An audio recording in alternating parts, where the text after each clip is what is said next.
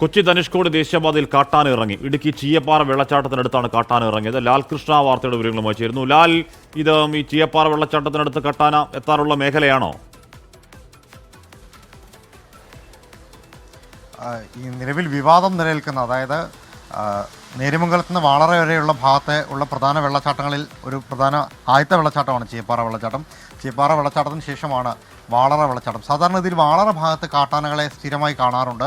പലപ്പോഴും ആ ഭാഗത്തുകൂടി കാട്ടാന ഇറങ്ങി വരുന്ന ഒരു പ്രദേശം കൂടിയാണ്. സഞ്ചാരികളൊക്കെ നിൽക്കുന്ന സമയത്ത് അവർക്ക് ഒരു തരത്തിൽ കൗതുകവും മറ്റൊരു തരത്തിൽ ഭീതിയും പടർത്തിക്കൊണ്ട് കാട്ടാന കൂട്ടമായും അല്ലാതെയും വരുന്നതാണ്.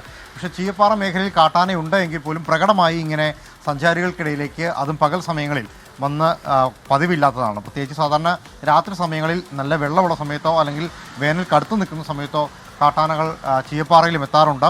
ഇത് നല്ല പകൽ സമയത്ത്, ഇന്നലെ വൈകിട്ടത്തെ ദൃശ്യമാണ് സത്യത്തിൽ. പകൽ സമയത്താണ് ഈ കാട്ടാന എത്തിയിരിക്കുന്നത്. കാട്ടാന എത്തിയെന്ന് മാത്രമല്ല, അതിൻ്റെ ഏറ്റവും കൗതുകകരമായ കാര്യം അല്ലെങ്കിൽ ഭയപ്പെടുത്തുന്ന ഒരു കാര്യം എന്ന് പറയുന്നത്, ഈ കാട്ടാനെ കണ്ട വഴി ആ മൂന്നാറിലേക്ക് പോവുകയായിരുന്നു സഞ്ചാരികളെല്ലാം തന്നെ കാറിൽ നിന്ന് പെട്ടെന്ന് ഇറങ്ങിയെടുക്കുകയും ഈ കാട്ടാനയുടെ സമീപത്തേക്ക് പോവുകയും ചെയ്തു. നേരത്തെ തന്നെ നിർദ്ദേശങ്ങളുള്ളതാണ്, ഈ വന്യമൃഗങ്ങളെ കാണുന്ന സമയത്ത് അവരടുത്തേക്ക് പോകുന്നത് അവരെ പ്രകോപിപ്പിക്കാൻ കാരണമാകും, അത് മറ്റ് അനിഷ്ട സംഭവങ്ങൾക്ക് കാരണമാകും എന്നുള്ളത്. ഇതിൻ്റെ ഒരു പ്രത്യേകത എന്ന് പറയുന്നത്, ഈ പാതയുടെ ഒരു ഭാഗം കുത്തനെയുള്ള മലകളും മറുഭാഗം കൊക്കയുമാണ്. അതിനിടയിലൂടെയാണ്, അതായത് ആന പെട്ടെന്ന് പ്രകോപിതനായി അങ്ങോട്ടോ ഇങ്ങോട്ടോ ഓടിയാൽ ഈ ആളുകൾക്ക് രക്ഷപ്പെടാനുള്ള സംവിധാനങ്ങൾ പോലും ഇല്ലാത്തൊരു പാതയാണ്. അവിടെയാണ് ഇത്തരം ഒരു സംഭവം ഉണ്ടായിരിക്കുന്നത്.